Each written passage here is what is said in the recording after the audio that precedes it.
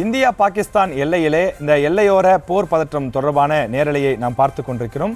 பாஜகவினுடைய மூத்த தலைவராக இருக்கக்கூடிய ராஜா அவர்கள் நம்மோடு இணைப்பில் இருக்கிறார். அரசியல் ரீதியாக பல்வேறு கேள்விகளுக்கு அவர் பதிலளித்துக் கொண்டிருக்கிறார்.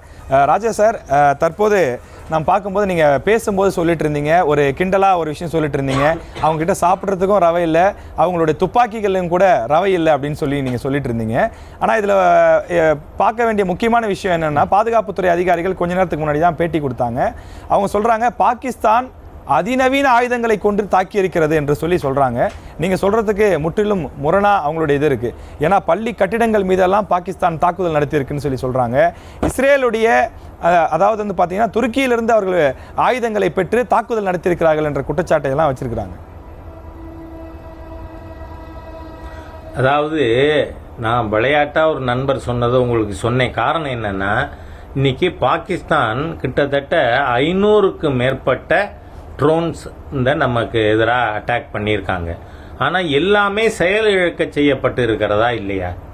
நீங்கள் சீனாவிலிருந்து வாங்கியது, அதே மாதிரி JF-17 சீனாவிலிருந்து வாங்கிய 2 விமானங்கள், இது அமெரிக்காவிலிருந்து வாங்கிய விமானங்கள் வீழ்த்தப்பட்டிருக்கணும். இதுவரை 4 அல்லது 5, அதில் ஒரு டிஸ்பியூட் இருக்குது.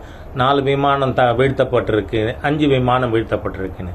ஆனால் இந்தியாவோட நீங்கள் பார்த்தீங்கன்னா பல முன்னாள் இராணுவ அதிகாரிகள் அவங்கள பேட்டியில் என்ன சொல்கிறாங்க, தி டெக்னாலஜிக்கல் அட்வான்ஸ்மெண்ட் நம்ம இராணுவத்தில் ஏற்பட்டு இருக்கின்ற தொழில்நுட்ப ரீதியிலான மேம்பாடுங்கிறது ரொம்ப பெரிய விஷயமா இருக்கு. இன்னைக்கு உலக நாடுகளில் துருக்கி நீங்கள் சொன்னீங்க, ஏன்னா துருக்கி விமானம் கூட பாகிஸ்தானில் இறங்கி இருக்கு அப்படின்னு சொன்னாங்க. அதில் ஆயுதங்கள் வந்திருக்கலாம், என்ன அதில் நடந்ததுன்னு நமக்கு தகவல் முழுசா இல்லை. ஆனால் துருக்கி விமானம் பாகிஸ்தானுக்கு வந்திருக்கு. ஆனால் மற்ற உலக நாடுகள் நீங்கள் பார்த்தீங்கன்னா, அமெரிக்க ஜனாதிபதி ட்ரம்ப் அவர்களே என்ன சொல்றார், நான் இந்தியாவின் நண்பன், நாங்கள் போற விரும்பலை, ஆனால் பாகிஸ்தான் இந்தியாவை தாக்குமானால் நாங்கள் பார்த்து கொண்டிருக்க மாட்டோம்னு. சீனாவும் இப்போ கிட்டத்தட்ட ஒரு நியூட்ரல் ஸ்டேஜுக்கு போயிருக்காங்க. ஏன்னா எப்போவுமே சீனா பாகிஸ்தான் பக்கம் இருக்கும் அப்படிங்கக்கூடிய ஒரு கருத்து இருக்கு. இருந்தாலும் இப்போ சீனா ஒரு நியூட்ரல் நிலைக்கு போயிருக்காங்க. பாகிஸ்தானால் 4 நாள் தாக்கு பிடிக்க முடியாதுங்க. அவங்க இப்போ பண்ணலாம், நம்ம அதான் சொன்னேன்னா, அவங்க செய்யறது போறா அதர்மமான. ஏன்னா நாம மகாபாரத காலத்துல யுத்தம், தர்ம யுத்தம். ராஜா சார், அதுல ஒரு சின்ன இன்டரப்ஷன். அதாவது பாகிஸ்தானால 4 நாட்கள் தாக்கு பிடிக்க முடியாதுங்கிறதும், இந்தியா ஒரு அதிநவீனமான கருவிகளை வைத்திருக்கக்கூடிய வல்லமை பொருந்திய நாடுங்கிறதுலே மாற்று கருத்து இல்லை. ஆனால் இதில் எல்லாரும் வைக்கக்கூடிய ஒரு குற்றச்சாட்டு இந்த இடத்துல நம்ம கண்டிப்பாக பேச வேண்டியிருக்கு சார். ஏப்ரல் 22ஆம் தேதி நம்ம பஹல்காமில் பார்த்தீங்கன்னா 26 பேர் சுட்டு கொல்லப்பட்டிருக்காங்க. அந்த நேரத்தில் நம்முடைய பாதுகாப்பு படையினர் எங்கே போனாங்க, நம்முடைய உளவு பிரிவு என்ன பண்ணிட்டு இருந்தது? அன்னைக்கு மட்டும் அந்த இடத்தில் பாதுகாப்பு படையினர் இருந்திருந்தால் அப்பாவி சுற்றுலா பயணிகள் சுட்டு கொண்டிருக்கப்பட மாட்டாங்களே, ஏன் நம்ம பாதுகாப்பு படை அந்த நேரத்தில் என்ன ஆச்சுன்னு கேள்வி எழுப்புறாங்க. நீங்கள் இதுக்கு நம்ம இந்தியாவிலேயே திரு சசி தரூர் அவர்கள் இதுக்கு பதில் கொடுத்துருக்கார். நான் பிஜேபியிலேருந்து கொடுக்கவே தேவையில்லை. திரு சசி தரூர் அவர்கள், அவர் ஃபாரின் சர்வீஸ் ஆஃபீஸராக இருந்தவர், பணியாற்றியவர். அவர் சொல்கிறார், இந்த மாதிரியான இது, ஏன்னா நீங்கள் நம்ம இஞ்சுக்கு இஞ்சு அடிக்கடி இராணுவ வீரர்களெல்லாம் நிறுத்தி வச்சிருக்க முடியாது, தவறுகள் நடக்கும் இந்த மாதிரியா. ஏன்னு சொன்னால் இது உங்களுக்கு உலகறிந்த 2 இன்சிடென்ட்ஸ் நான் நேயர்களுடைய இதுக்காக கருத்துக்காக சொல்ல விரும்புகிறேன்.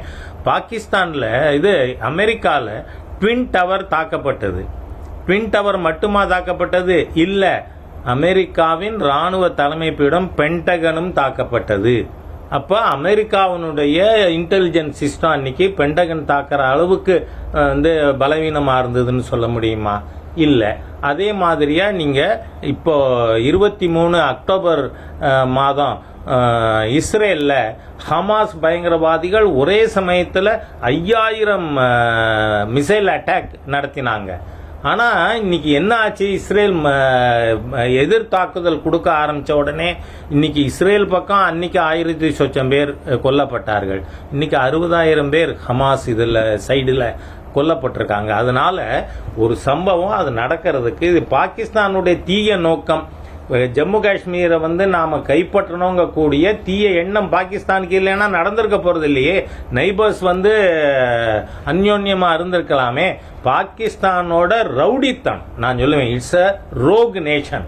அந்த மாதிரி இருக்கிற காரணத்தினால தான் அவங்க அங்க வந்தாங்க. இல்லைன்னா எதுக்கு வரணும்? ஒரு நாடு நம்ம முன்னும் போய் இன்னைக்கும் பாகிஸ்தானை தாக்குதல் நடத்தினதே கிடையாது.